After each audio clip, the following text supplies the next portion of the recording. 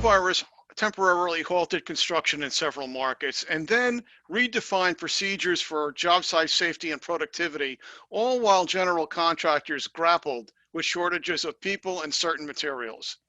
Joining us today to discuss the current and future state of the job site is Eric Stenman, president of Balfour Beatty's U.S. buildings business and a 19-year company veteran. Eric, welcome. Thank you. Thank you very much, John. Okay. Why don't we just get into some basics first? Where is the market right now in terms of availability of building materials and manpower, and what is likely to change over the next 6 to 12 months?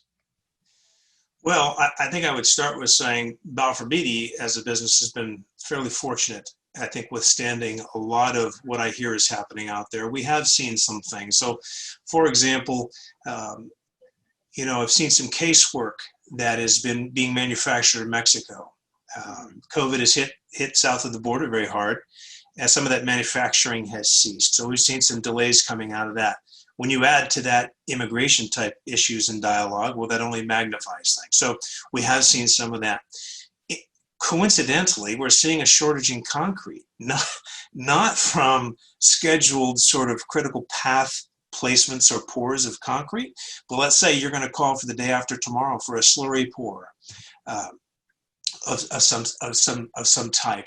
We're seeing shortages there, and so when we investigate further there, thinking, okay, it must be COVID related, we're hearing things like, no, there's a plant shut down in Central California as an example, no power, there's hoarding of raw materials. When you examine it a little further, you find that there's actual some national shortages in components like fly ash, that's used to be a more efficient, not rely exclusively on the cement component of concrete. So you're looking at those types of things and wondering, is it under the cover of COVID? Is it a COVID delay? But nonetheless, we see it.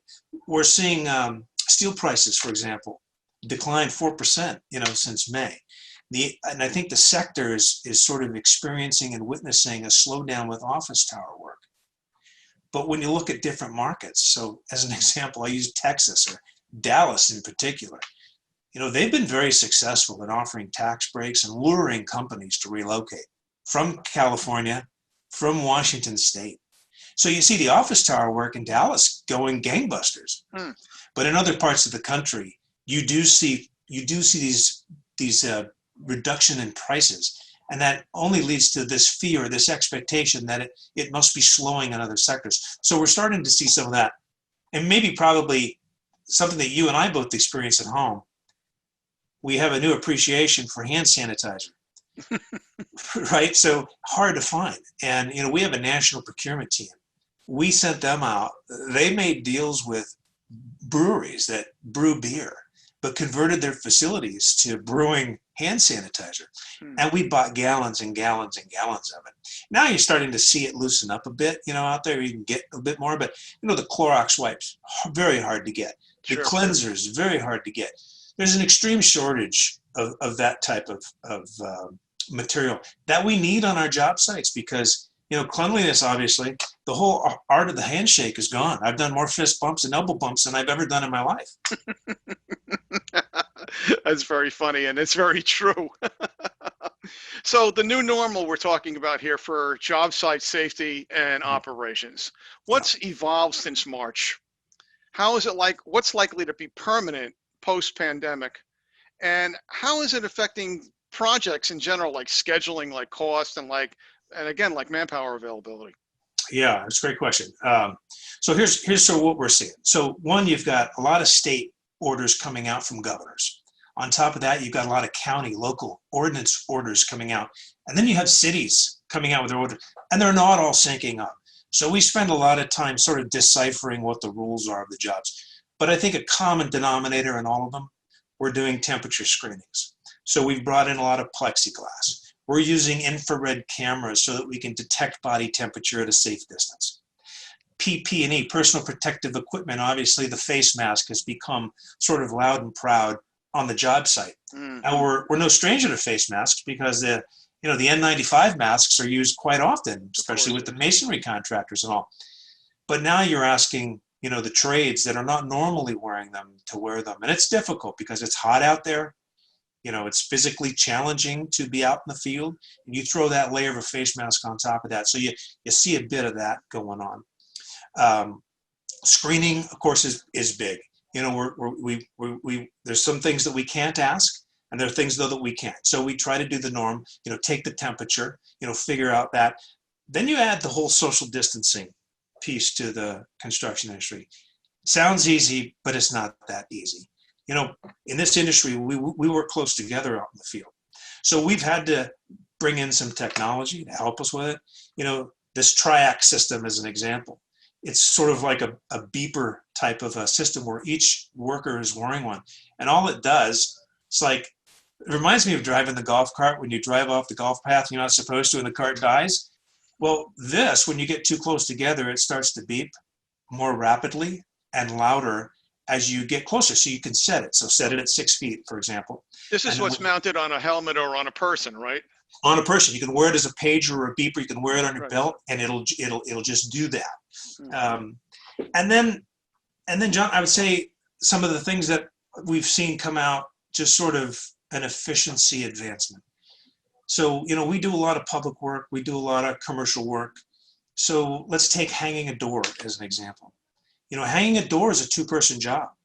So, you know, they're heavy, they're tall, they're cumbersome. So there's an interesting sort of innovation out there called door jacks. It's really kind of a dolly system. And you can put the door at, like, seats it at a 75-degree angle so it can fit through openings. But because it's on this dolly, it takes all the weight out of the equation. And the dolly's equipped for all the tool and equipment that you need to set it. So you take what was otherwise a two-person job, you've now made a one-person job. But this is an example of where social distancing and construction is very difficult. They don't go together well. Elevators, they don't go together well. These are areas that it takes more than one person. So you have to say, then how do you do it? How do you pull it off? You know, so these are challenges that we're trying to overcome. And you asked, you know, how long of it is post-pandemic? How long will it stay? Will it be permanent? Clearly, the things that we've seen around the door jacks, the triacs, you know, separating people, those are kinds of things that I'm sure we'll keep, you know, forever. But I sure hope that we have a vaccine soon that we can get to some form of normalcy, because the industry is not conducive in all respects to social distancing. It's difficult. Yeah. Your company has seen a rapid acceleration in the adoption of digital solutions that encompass workforce tracking, virtual site walks, robotics and planning. You know, is this here to stay? I mean, and what's on the horizon? Yeah, I think it is here to stay. I think we have learned in this sort of remote environment, how do we overcome? So you had mentioned, you know, cameras, job site walks. So GoPros on hard hats. So virtual site walks, virtual job walks. So we can take safety tours now. Whereas you had to be on site to do them. A superintendent, he or she can place that camera on their helmet, walk you through so you could do these safety reviews on the jobs. Something that we used, you know, before COVID, obviously, was like laser scanning. If we wanted to do a scan of an existing, you know, structure, see what we've got there. You know, now they've got it in robotic form where you can actually have a robot that goes into the room. These are things that would have evolved anyway, but now in a COVID environment, they sort of magnified the business case, and they'll be here forever. No different than a drone and the aerial work that a drone does. We used it before COVID. Well, now we're hyper using it, you know, during this COVID period. Digital docs, that's another great example. Bluebeam, everyone's familiar with Bluebeam. You know, the day of a superintendent, he or she carrying a set of rolled plans under their arms, you know, it's sort of passé now when you think about it. We still do it a little bit, but it's mostly passé. You try to eliminate paper. So the QR code, that has become big. So you can scan your QR code. It's now you don't have to hand documents to one another. You know, if you scan it, you have the QR. It's like going into a restaurant. I went into one recently, same thing, QR code. Me too. Up pops the menu. Well, it's the same in construction. Up pops the schematic. Up pops the diagram, right? The call out for that particular part of the plan. These are the advancements. I think they're here to stay. They just make life more efficient. You leverage the lean processes and all of it. Something you could do on your iPad. So yeah, I think some of these pieces are going to be here to stay. They just got, I think, validated at a quicker pace because of COVID. Have current events altered the types of projects that Balfour Beatty seeks to pursue now? Is there any correlation between that? And it has caused us to sort of pull back. You know, we've talked long a long time, there's been a national dialogue around a federal infrastructure program. If there was ever a time for that, sort of like the American for Reinvestment and Recovery Act we did back in the Great Recession, Yeah. I think if we had an infrastructure bill, it'd be very timely now. Also, the federal government, I'm seeing a lot of multiple award contracts come out of the military now. NAVFAC Southwest here is running on $2.5 billion.